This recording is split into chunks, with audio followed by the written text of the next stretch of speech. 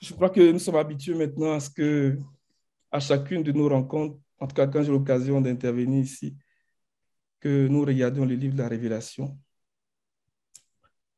Et nous avions commencé depuis quelque temps à regarder les trois signes évidents que le Seigneur a mis sur nos yeux pour nous apporter la révélation de Christ. Ce que je veux dire avant de commencer aujourd'hui, c'est de comprendre que le Seigneur veut que nous regardions ces trois signes-là comme des luminaires qu'il a donnés dans la pensée de Genèse 1, verset 14 qu'on va regarder. C'est très important de les voir comme ça. Le Seigneur dit qu'il a donné les luminaires comme des signes. Donc, les signes que nous sommes en train de regarder ici, dans le livre de la Révélation. Donc, les deux signes que nous voyons dans le chapitre 12 d'Apocalypse et l'autre signe que nous voyons dans le chapitre 15 sont pour nous comme des luminaires. Alléluia. Lesquels luminaires vont faire un travail en nous, lesquels luminaires vont nous donner cette révélation de Christ. On va lire Genèse chapitre 1, verset 14 pour nous inscrire dans cette pensée-là. Amen.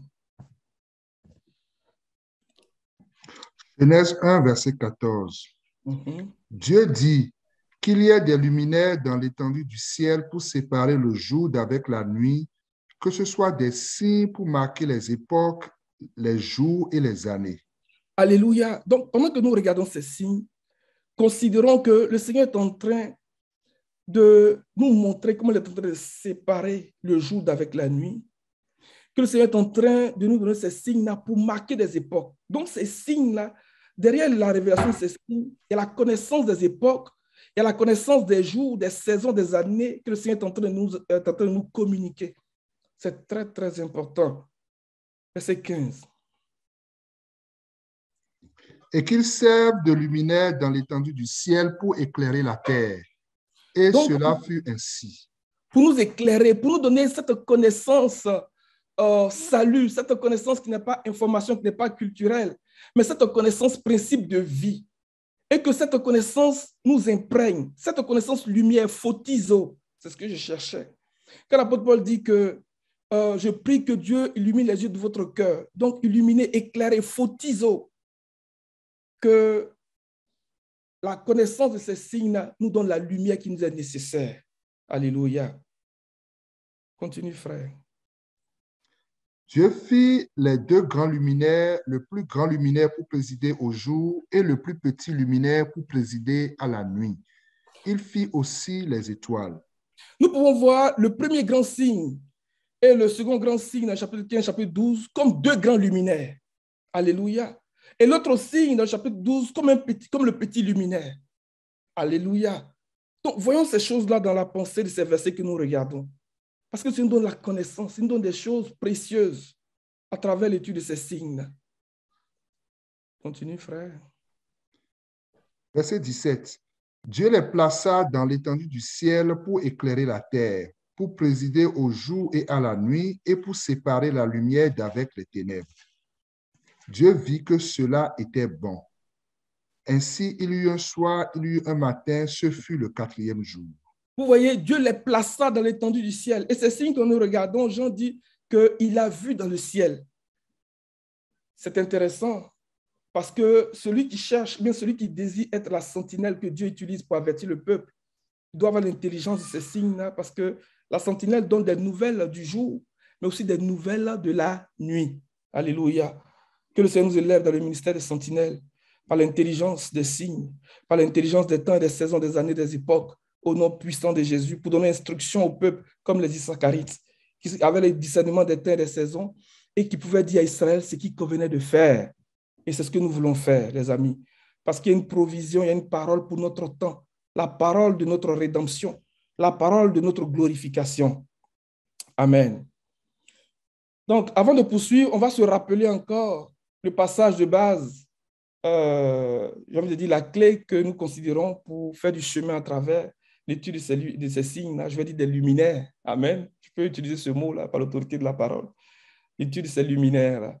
Donc, après chapitre 1, verset 1 au verset 3. Révélation de Jésus-Christ.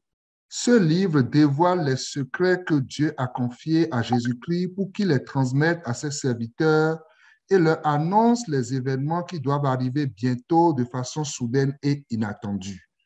Par l'intermédiaire de son ange, Jésus-Christ les a communiqués par signes et symboles à son serviteur Jean. Celui-ci a noté tout ce qu'il a vu en témoin oculaire fidèle. Il atteste la vérité de ce qu'il rapporte, à savoir la parole de Dieu et le témoignage rendu à Jésus-Christ. Alléluia. Par l'intermédiaire de son ange, Jésus-Christ les a communiqués par signes et symboles. Donc, nous regardons le langage des symboles pour avoir l'intelligence ou du moins pour nous approcher de cette connaissance, de cette instruction que nous donnent les luminaires, de la lumière, j'ai envie de dire des luminaires. Amen. Et pendant que nous regardons les symboles, c'est en même temps aussi un exercice pour nous familiariser au langage de la prophétie. Parce que ces signes et les symboles-là, nous allons les retrouver dans le Pentateuque. Donc, dans le Genèse chapitre 1, par exemple, on voit beaucoup de signes, on voit beaucoup de luminaires, on voit beaucoup de symboles là-bas. Et nous allons le retrouver aussi dans le tabernacle de Moïse, à travers tout le symbolisme que le Seigneur avait instruit les enfants d'Israël de faire. C'est tout un langage, c'est tout un enseignement. Alléluia. Donc, le Seigneur va utiliser ces symboles-là pour nous enseigner, pour nous révéler de grands mystères. Amen. Et nous considérons la parole des prophètes. Et nous considérons la parole prophétique du Maître lui-même. Et nous regardons la relation qu'il y a entre le livre de la Genèse et puis le livre de l'Apocalypse.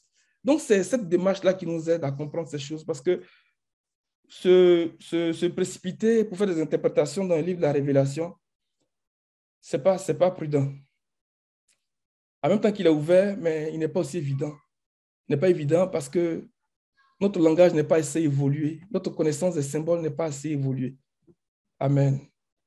Donc, on revient pour continuer sur ce que nous avons commencé à regarder la dernière fois.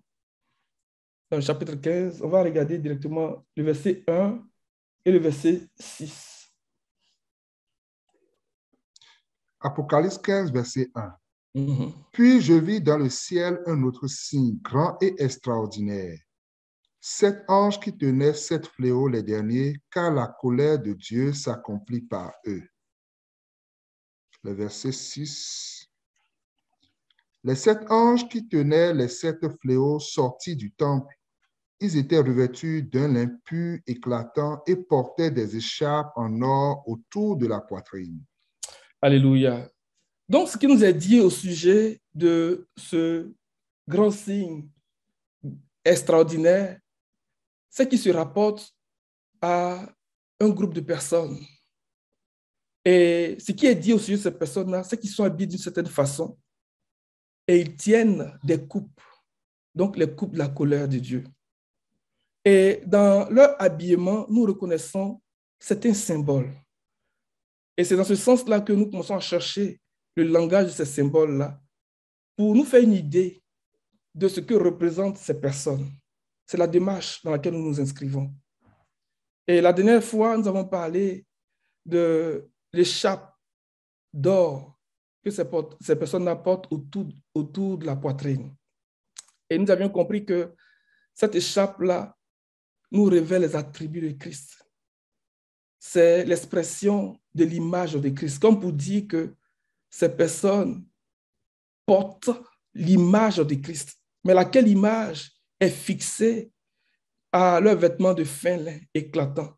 Et le fin lin, dans la pensée du chapitre 19, versets 7 et 8, nous dit que ce sont les œuvres de juste des saints. Donc, les deux éléments mis bout en bout nous ont permis de dire que ces personnes-là ont la vie de Christ, la nature de Christ, ont le témoignage de Christ, ont les attributs de Christ qui est fixé à leur justice, comme une ceinture. Amen. Mais aujourd'hui, nous allons continuer dans le même esprit, sauf que nous allons considérer un détail qui va nous donner la tangente. Dans le sacerdoce, donc quand on se rapporte au sacerdoce lévitique, le sacrificateur, le souverain sacrificateur, avait deux façons de s'habiller. Il y avait la tenue qu'il mettait de façon ordinaire pour le service ordinaire et il y avait la façon dont il s'habillait à la journée des expiations. Ce n'étaient pas les mêmes tenues. Parce que le verset 6 ici nous dit que les 7 anges qui tenaient les 7 fléaux sortirent du temple, ils étaient revêtus. Ce qui vient nous allumer dans ce bout de l'Écriture, c'est le mot qui dit « sortir du temple ». Donc, lorsque Aaron rentrait dans le lieu saint, habituellement fait le service, les tenues qu'il avait n'étaient pas les mêmes tenues qu'il mettait lorsqu'il allait à la journée des expiations. Et à la journée des expiations, lorsque Aaron sortait, il déposait ses habits. Les habits qu'il avait habillés, il s'était vêtu pour entrer dans le lieu très saint. Il les enlevait et il remettait d'autres habits pour venir dans la cour extérieure. Donc, c'est de voir quel type d'habillement correspond à la façon dont Aaron s'habillait, que ce soit pour le service ordinaire et que ce soit pour la journée des expiations, et faire le rapprochement pour établir une vérité. Amen. Alléluia. Est-ce que vous me suivez? Amen. J'essaie d'aller doucement ce matin parce que c'est un détail très, très important qui va nous donner une direction ce matin. On va aller dans Ézéchiel 44.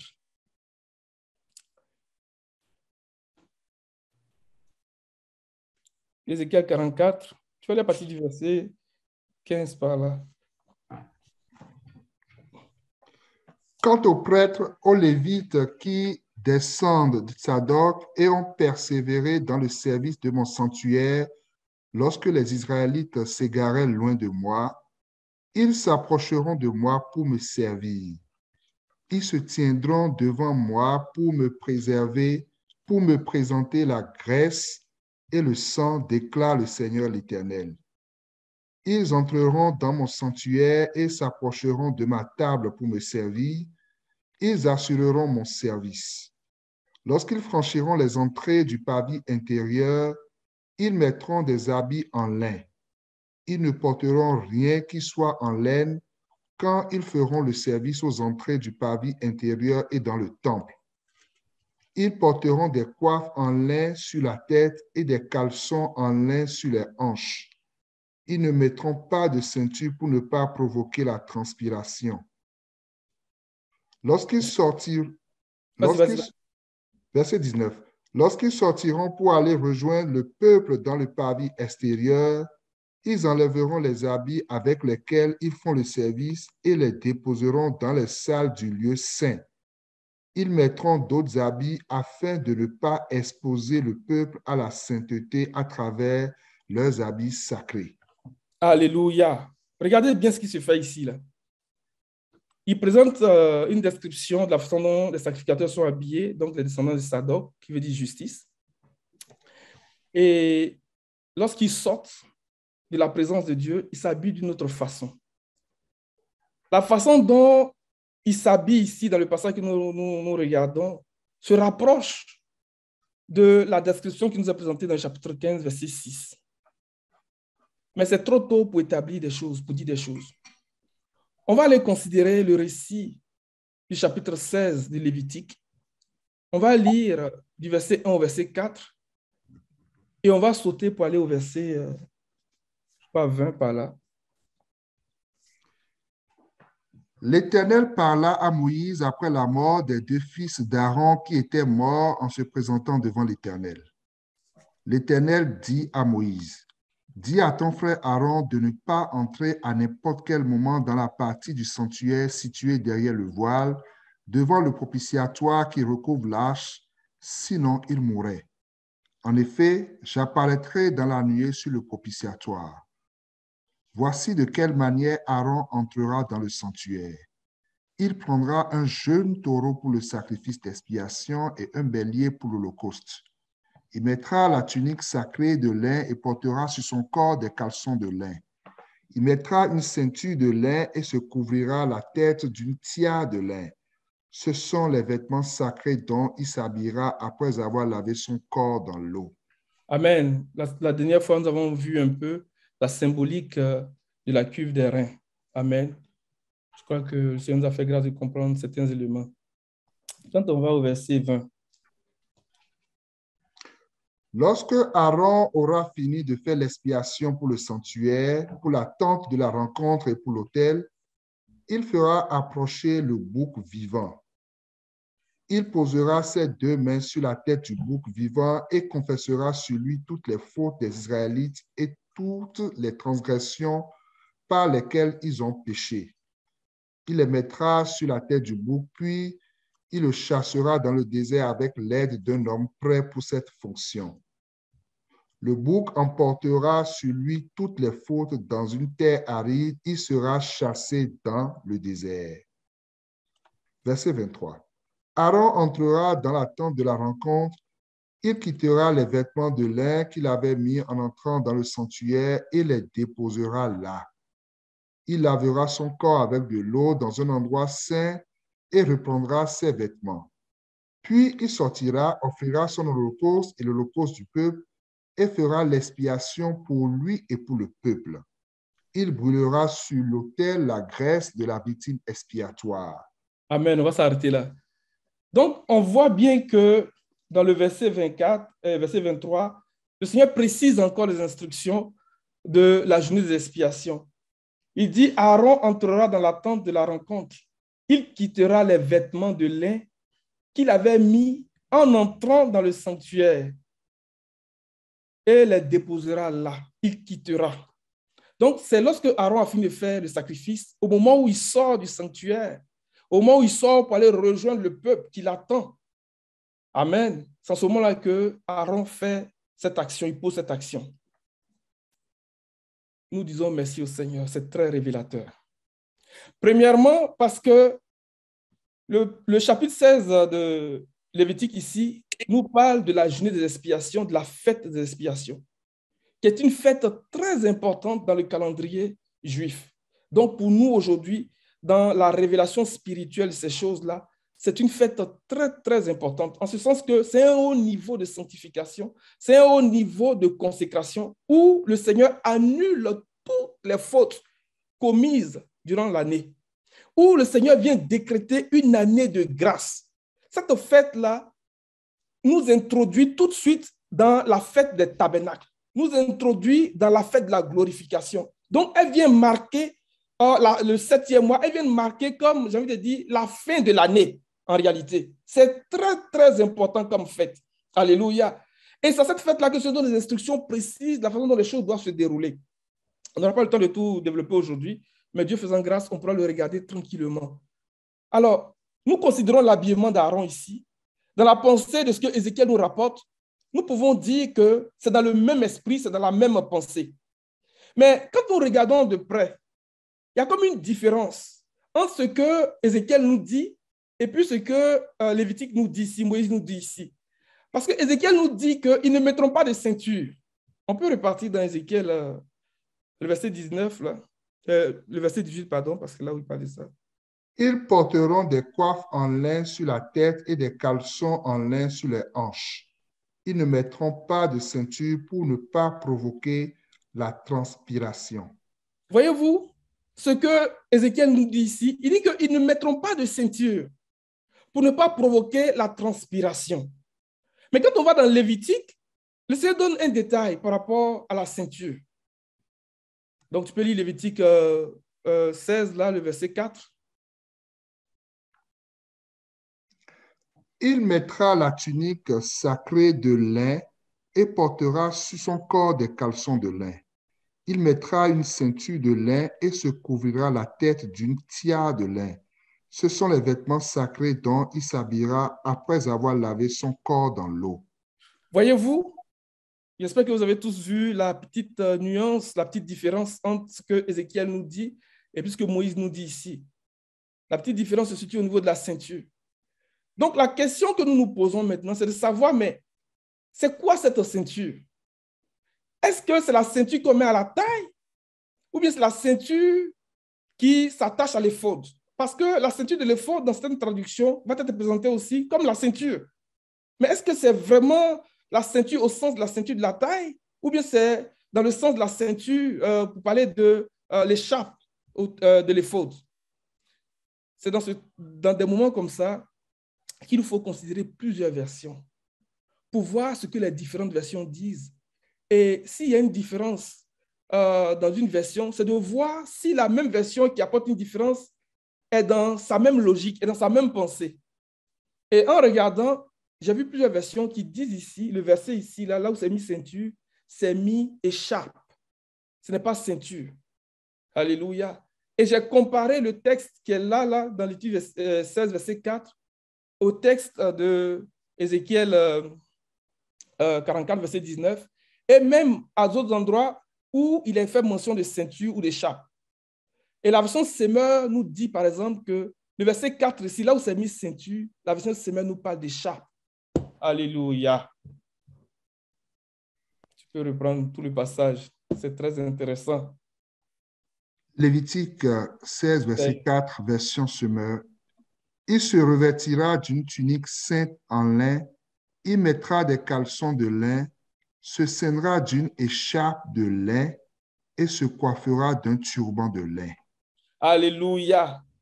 Se ceindra d'une écharpe de lin. Se ceindra d'une écharpe de lin. Il mettra ses vêtements sacrés après s'être lavé le corps dans l'eau. Quand on va au verset 23, vous allez voir ce que lui dit aussi. Aaron retournera dans la tente de la rencontre. Il ôtera les vêtements de lin qu'il avait mis pour pénétrer dans le sanctuaire et les déposera là. Verset 24. Il se lavera à l'eau dans un lieu saint, puis remettra ses vêtements sacerdotaux ordinaires et il sortira pour offrir son holocauste ainsi que celui du peuple, afin d'accomplir le rite d'expiation pour lui et pour le peuple. Vous voyez ce que le verset 24 nous dit? Il se lavera à l'eau dans un lieu saint, puis remettra ses vêtements sacerdotaux ordinaires. Pour dire quoi? Aaron s'habillait de deux façons, selon les circonstances. Donc, pour le service habituel, pour le service ordinaire, dans la pensée de Hébreux chapitre 9, il dit que ces éléments étant ainsi disposés, les prêtres qui font le service entrent en tout temps dans la première partie du temple, du sanctuaire. Mais dans la seconde partie, derrière le second voile, donc le premier voile qui nous parle de l'entrée du lieu saint, et le second voile nous parle de ce voile de séparation du lieu saint et du lieu très saint, sur lequel étaient imprimés les chérubins. Alléluia, il était soutenu par 4 colonnes. C'est très important. Donc, il dit que derrière le second voile, le souverain sacrificateur seul pouvait entrer une fois par année. Et cette seule fois-là, c'était à la journée des expiations. Et lorsque nous regardons ce que Moïse nous dit ici, et que nous faisons le rapprochement avec Apocalypse chapitre 15, verset 6, c'est sensiblement, pour ne pas dire c'est la même pensée. Que le nom du Seigneur soit béni. Que le nom du Seigneur soit béni. Et si nous poursuivons la lecture dans le chapitre 16 de Lévitique vers la fin, il va dire que c'est une instruction perpétuelle que les enfants d'Israël vont observer et qu'une fois par année, le souverain sacrificateur, tu peux lire à partir du verset 29. Ceci sera pour vous une règle en vigueur à perpétuité. Le 10e jour du 7e mois, vous vous humilierez et vous ne ferez aucun travail ce jour-là, aussi bien les autochtones que les étrangers résidant au milieu de vous. Car en ce jour-là, on accomplira le rite d'expiation pour vous, afin de vous purifier de toutes vos fautes. Ainsi, vous serez purs devant l'Éternel. Ce sera pour vous un sabbat, un jour de repos pendant lequel vous vous humilierez. C'est là une institution pour toujours. 32. Le rite d'expiation sera accompli par le prêtre qui aura reçu l'onction et l'office sacerdotal à la place de son père. Il revêtira les vêtements sacrés en lin. Il accomplira le rite d'expiation pour le sanctuaire sacré, pour la tente de la rencontre et pour l'autel. Il fera aussi le rite d'expiation pour les prêtres et pour tout le peuple rassemblé. C'est pour vous une ordonnance en vigueur à perpétuité. Une fois par an, il faut accomplir le rite d'expiation pour toutes les fautes des Israélites. Aaron fit tout ce que l'Éternel avait ordonné à Moïse. Alléluia. Une fois par an. Mais pour nous, c'est l'année de la grâce. C'est le temps accordé à l'Église pour achever son parcours dans la sanctification. C'est le temps accordé à l'Église pour se séparer de tout ce qui souille son esprit et son corps. C'est le temps accordé à l'Église pour se présenter, pour paraître devant Dieu, sans tache ni ride, ni rien de semblable, mais sainte et irrépréhensible, sainte et irréprochable. Une fois par an, l'année de la grâce. Mais cette année de la grâce aussi nous parle de la révélation des fils de Dieu. Cette année de la grâce aussi va se terminer, va s'accomplir par un ensemble d'événements qui vont se produire. Une époque de détresse, une époque difficile. Alléluia. Cette année de la grâce va se terminer par le retour du Seigneur dans la révélation des fils de Dieu, par le retour du Seigneur dans la glorification et de l'admiration de ses saints. Cette année de la grâce va se terminer par le jugement que le Seigneur va prononcer sur Babylone. Alléluia.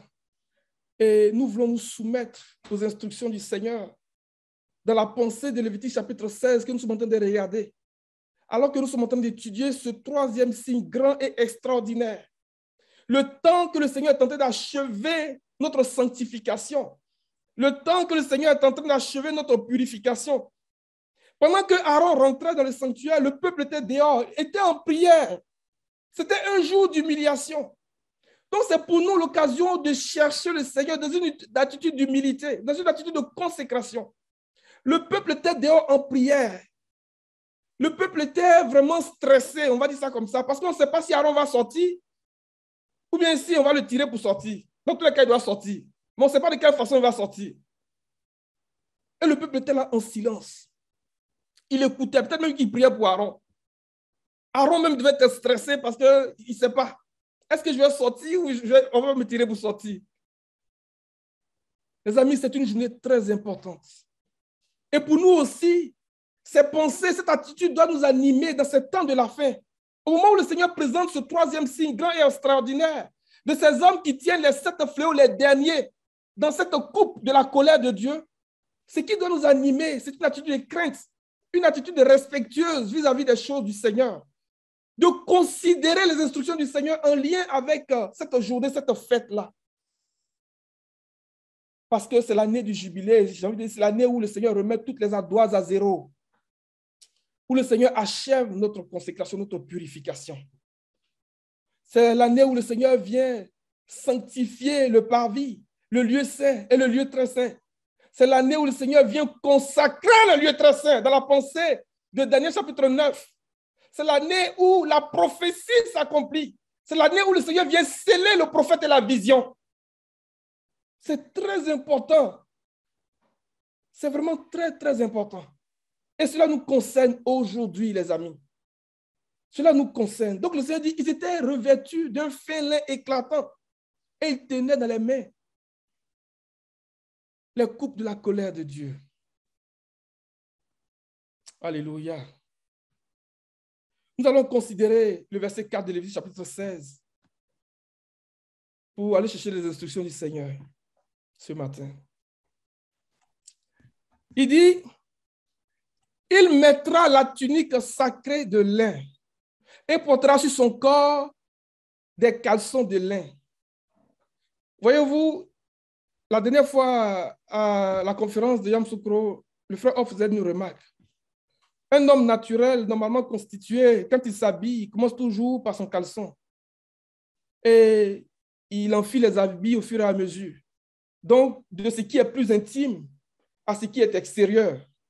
C'est comme ça que l'homme s'habille. Mais ici, le Seigneur dit, il va mettre d'abord la tunique sacrée de lin, et puis il va porter sur son corps des caleçons de lin.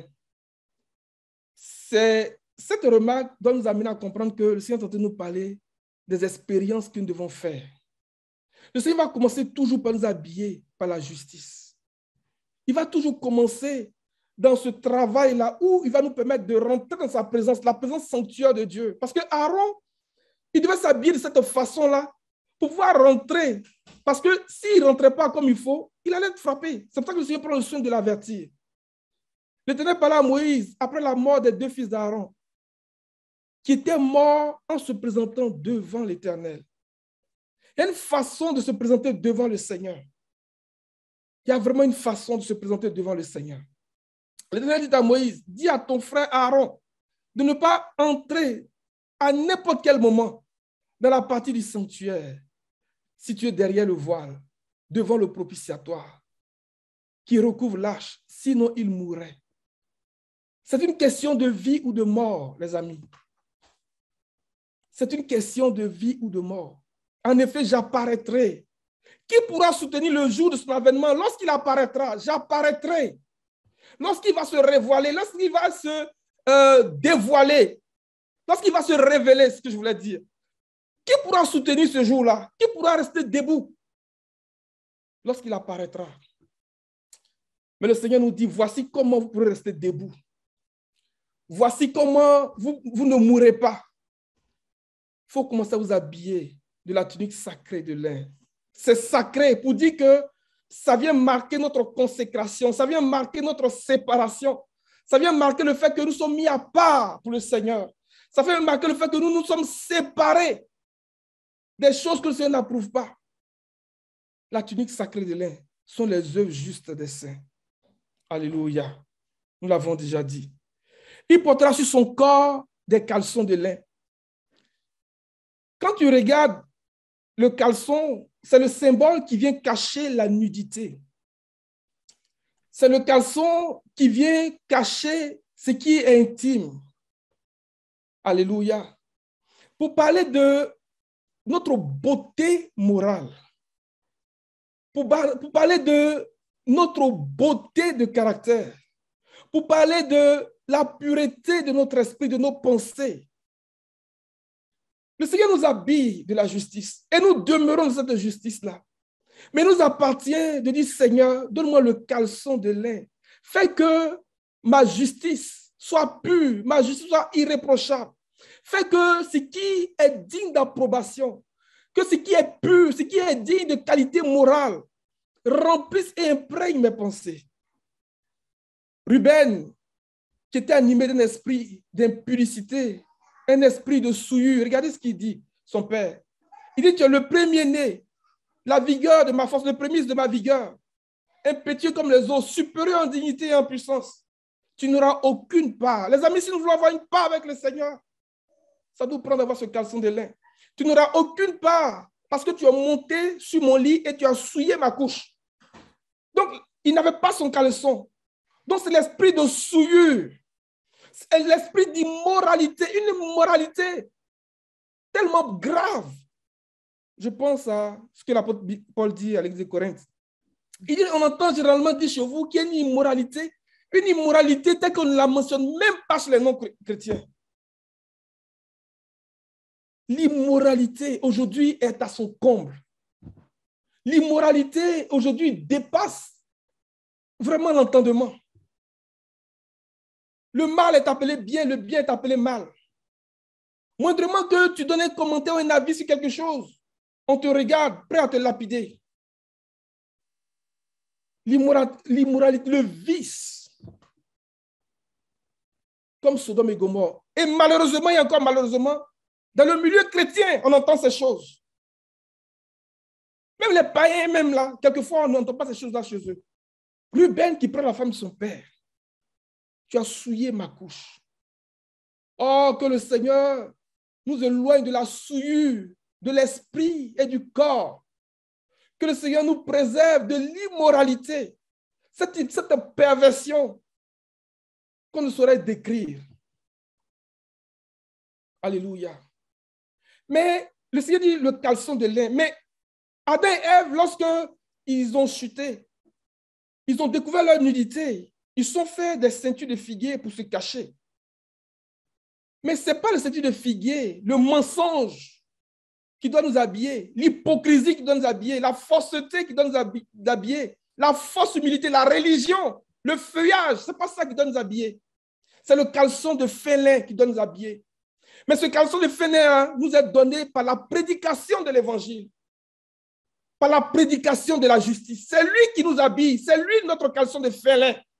Lorsque nous nous exposons à la lumière de l'évangile, à l'éclat de l'évangile, Le Seigneur, non seulement il vient juger les pensées de nos cœurs, mais il vient nous donner des habits de fin lin, ce caleçon de bonne moralité, ce caleçon de pureté.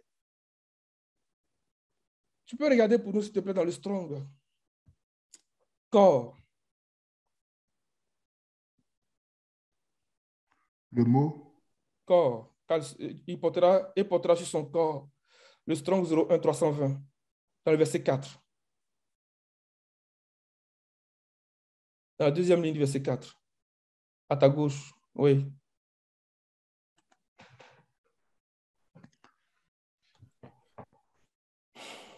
Tu vas aller dans l'origine du mot. C'est le même mot qui est traduit là. On va aller dans l'origine du mot. Porter des bonnes nouvelles, publier, prêcher, annoncer, réjouir par de bonnes nouvelles, annoncer le salut comme une bonne nouvelle, prêcher, recevoir de bonnes nouvelles. C'est cette prédication de la bonne nouvelle qui vient révéler la justice de Dieu, qui vient révéler les pensées de nos cœurs. Et lorsque nous acceptons ce message, lorsque nous acceptons la justice, le Seigneur nous revêt, il nous habille. Il vient cacher notre nudité. Il vient purifier nos pensées impures. Il vient nous soustraire de toute forme d'immoralité. Au nom puissant de Jésus-Christ. Que le Seigneur nous habille. On va repartir dans notre passage de base. On va progresser un peu rapidement. Dans Lévitique, là, Lévitique 16, là, s'il te plaît. Donc, après cela, dans le verset 4, il dit que il se ceindra d'une ceinture de lin. Donc, on a vu qu'en réalité, ici, ceinture, c'est l'écharpe que nous avons vu la semaine passée. Il se couvrira la tête d'une tiare de lin. La tiare, ah, les amis, c'est glorieux, la tiare. C'est vraiment glorieux. Et l'autre chose que je voulais dire avant de... Il ne faudrait pas que j'oublie, c'est que l'instruction du Seigneur en lien avec ce caleçon-là, il devait partir de la taille jusqu'au genou. Donc, tu peux regarder dans Exode 28, verset 42, s'il te plaît, frère, amène rapidement avant qu'on revienne sur la tiare. Donc, il ne faudrait pas que notre beauté morale soit à moitié, à mi-hauteur de la cuisse. Vous comprenez ce que je veux dire? Tu fais un peu, et puis l'autre partie, tu ne fais pas. Il dit que ça part de la taille jusqu'au genou. Il faut bien te protéger, il faut bien t'habiller. Amen. Ce n'est pas à moitié. Vas-y. Exode 28, verset 41. 42. 42. Fais-leur des caleçons de lin pour couvrir leur nudité. Ils iront depuis les reins jusqu'aux cuisses. Ils iront depuis les reins jusqu'aux cuisses. La cuisse, là, ce n'est pas au milieu, hein, c'est jusqu'au genou. Il faut que ton caleçon de fin lin là soit long. Amen. Amen. Alléluia. Il ne faut pas faire mini. Non, ce n'est pas ça que le Seigneur a demandé. Il faut faire jusqu'à ce que ça descende. Amen. On va aller regarder la tiare. La tiare, c'est le symbole de la parure. La tiare, c'est le symbole de l'ornement. La tiare, c'est le symbole de la dignité, de la gloire. Parce que dans ce verset, on ne le voit pas, mais à cette tiare-là devait être rattaché le diadème sacré. Donc, regarde Exode 29, verset 6, Exode 39, verset 28 aussi.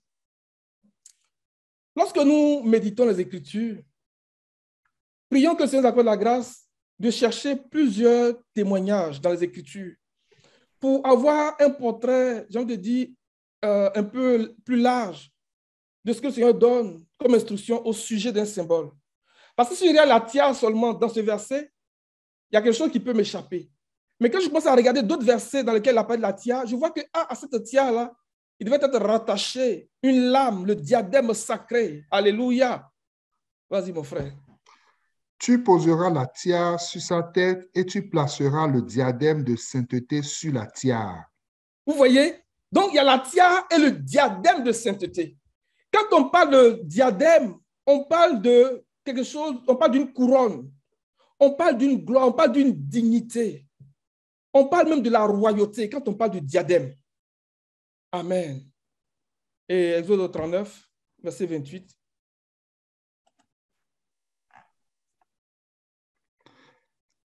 La tiare de fin lin et les bonnets de fin lin servant de parure, les caleçons de lin de fin lin retors.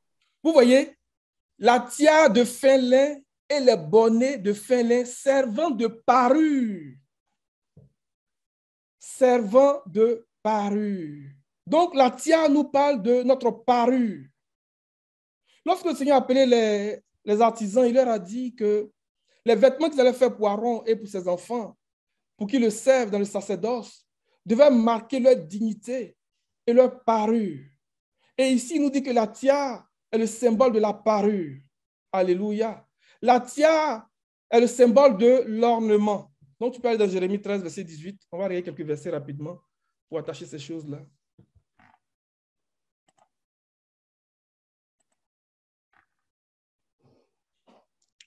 Dis au roi et à la reine, asseyez-vous à terre, car il est tombé de vos têtes le diadème qui vous servait d'ornement. Le diadème qui vous servait d'ornement, parce que le diadème était rattaché à la tiare par un cordon bleu. Le bleu, nous avons dit, c'est la couleur du ciel. C'est la couleur de la divinité. Amen. C'est la couleur de l'esprit. Donc, c'est le Saint-Esprit qui vient attacher à notre tiare le diadème sacré. Sur ce diadème, il a été gravé une instruction, sainteté à l'Éternel. Donc, c'est le Saint-Esprit qui est le graveur de Dieu, c'est lui qui grave la sainteté. Que le Saint-Esprit du Seigneur grave dans notre esprit, dans nos pensées, la sainteté de Dieu. Que le Saint-Esprit grave dans notre esprit cette lame d'or, le diadème sacré de Dieu qui porte cette inscription, sainteté à l'Éternel. Le cordon bleu, le témoignage de Jésus-Christ. Alléluia. Donc, on va aller dans Job 19, par exemple, verset 9, et Job 29, verset 14. On va regarder ces versets-là rapidement pour avoir la compréhension de ce que c'est que la tiare. Job 19, verset 9, Job 29, verset 4. Bon, vas-y, tu peux lire déjà. Il m'a dépouillé de ma gloire, il a enlevé la couronne de ma tête. Il m'a dépouillé de ma gloire. Il a enlevé la couronne de ma tête. Donc, la couronne de ma tête, c'est ma gloire. Oh, les amis, que rien ne fasse tomber notre diadème. Que rien ne nous dépouille de notre gloire, de notre parure, de notre dignité. Job 29, verset 14. On va lire rapidement un peu, frère.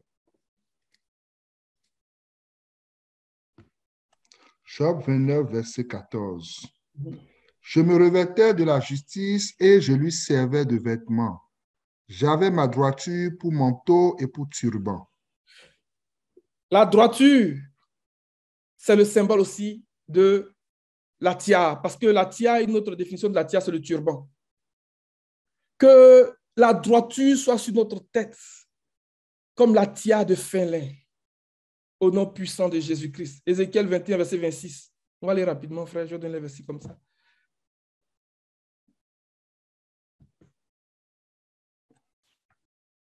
Et toi, fils de l'homme, gémis, les reins brisés et l'amertume dans l'âme, gémis sous le regard. Ézéchiel 21, verset 26. Ézéchiel 21, oui, verset 26. Okay. Verset 26. Ainsi parle le Seigneur l'Éternel, la tiare sera ôtée, le diadème sera enlevé, les choses vont changer. Ce qui est abaissé sera élevé et ce qui est élevé sera abaissé. Vous voyez, la pensée dans ce verset ici que nous cherchons, c'est de dire que la tiare, c'est pour marquer notre dignité, notre position d'élévation. Amen. Que le Seigneur nous élève en posant sur nos têtes cette tiare de fin lin à laquelle est attaché le diadème sacré, sainteté à l'Éternel. Alors, on va revenir dans notre passage de base de Lévitique 16. On a fini de parler de la tiare. Mais là où je voudrais nous emmener dans la réalité aussi prophétique de ces choses-là, c'est l'image que nous avons dans Matthieu chapitre 17, l'épisode de la transfiguration. Mais on va le lire dans Marc 9, à partir du verset 2. C'est l'image de Lévitique 16 que le Seigneur nous présente dans l'épisode de la transfiguration. Marc 9, à partir du verset 2. 6 jours après, Jésus prit avec lui Pierre, Jacques et Jean et il les conduisit seuls à l'écart sur une haute montagne. Il fut transfiguré devant eux. Ses vêtements devinrent resplendissants et d'une telle blancheur qu'il n'est pas de foulon sur la terre qui puisse blanchir ainsi. Vous voyez, ses vêtements deviennent d'une telle blancheur qu'il n'y a pas de foulon qui puisse blanchir ainsi. Ça veut dire qu'il n'est pas sur la terre. Il est rentré dans le ciel même. C'est ça qu'il est rentré. Il n'est pas de la terre, cet homme-là. Il n'y a personne sur la terre qui peut blanchir ainsi. Le Seigneur est en train de nous montrer comment il nous fait rentrer dans le ciel même. Alléluia. Nous voulons rentrer dans le ciel même. Nous voulons être comme ces enfants de Sadoc qui mettaient la nourriture, de caricature, hein, qui servaient le Seigneur, qui étaient dans la présence de Dieu. Alléluia, parce que nous rentrons dans le ciel même. Dans Matthieu 17, dans les autres récits, il est dit que ses cheveux deviennent blancs comme de la laine. Je vais chercher ça dans Matthieu 17. Alléluia. On va dire verset 2. Il fut transfiguré devant eux, son visage resplendit comme le soleil, et ses vêtements devinrent blancs comme la lumière. Et Moïse et Élie lui apparurent. Je crois qu'il y a une autre version qui dit que ses cheveux deviennent blancs comme de la laine.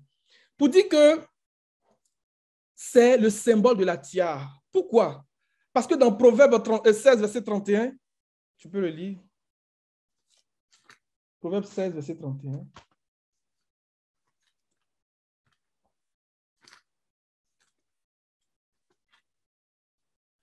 Proverbe 16, verset 31. Les cheveux blancs sont une couronne d'honneur. C'est dans le chemin de la justice qu'on la trouve. Les cheveux blancs sont une couronne d'honneur. C'est dans le chemin de la justice qu'on la trouve. Le Seigneur a été transfiguré devant eux. Son visage resplendit comme le soleil. La lumière, son visage, ses cheveux deviennent blancs comme de la laine pure.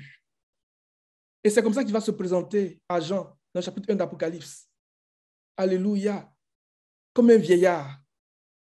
Les cheveux blancs sont une couronne. La tiare du Seigneur, là, c'est ça qu'il a montré à ses serviteurs quand ils étaient avec lui sur la montagne de la transfiguration. Ses habits deviennent blancs. C'est l'image d'Aaron qui devait rentrer ce jour-là dans le lieu très saint à la journée des expiations. Et lorsque l'apôtre Pierre reprend ce récit, il dit, nous étions avec lui sur la sainte montagne. Lorsque la voix magnifique s'est fait entendre pour dire, celui-ci est mon fils bien-aimé, écoutez-le. Écoutez-le. Il dit, parce que nous on a vu ça. Donc on fait attention à la parole des prophètes. On fait attention à la parole prophétique comme une lampe qui brille dans un lieu obscur jusqu'à ce que le jour paraisse et que le toit du matin se lève dans vos cœurs. Le jour nous parle de la résurrection des morts. Le jour nous parle du retour du Seigneur. Le jour nous parle de la glorification. Et que le toit du matin se lève dans vos cœurs. Christ, l'étoile brillante du matin. Christ en nous, l'espérance de la gloire. Alléluia. Que le nom du Seigneur soit béni. Il est midi. On va s'arrêter là. Il y a beaucoup de choses à dire sur ces choses. Mais je voudrais qu'ensemble, on puisse prier.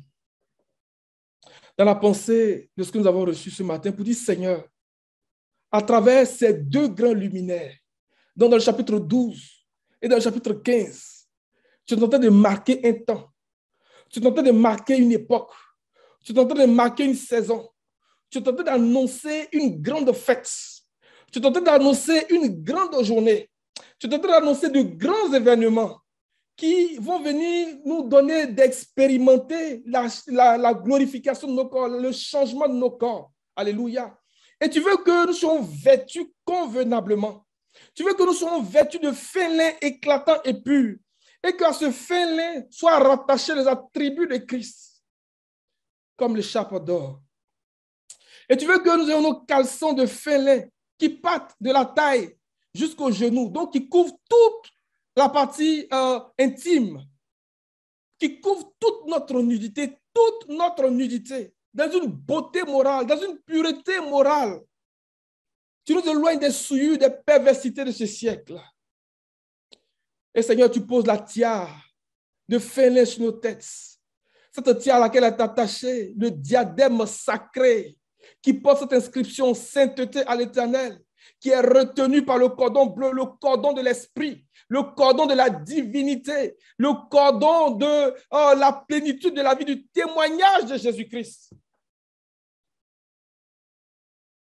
Dans Lévitique 21, il parle du sacrificateur. Il dit que le sacrificateur ne découvrira pas sa tête parce que l'huile d'onction qu'il a reçue est comme une couronne sur sa tête. Cette huile d'onction, nous connaissons la composition. Et si Dieu fait grâce, on le verra prochainement en détail. Elle est composée de la myrrhe, de l'aloès, de la casse, du cinnamon. Alléluia. Ce sont des choses puissantes. La myrrhe qui parle de notre toilette. Comment le Seigneur vient pour enlever tout ce qui est impureté. Vient nous préparer comme Esther. Il a préparé Esther. Alléluia. Et les autres éléments qui parlent de la prière, qui parlent de la révélation de la parole de Dieu. Que ces choses soient sur nos têtes comme une couronne d'or pur, comme la tiare de fêlin. Au nom puissant de Jésus-Christ.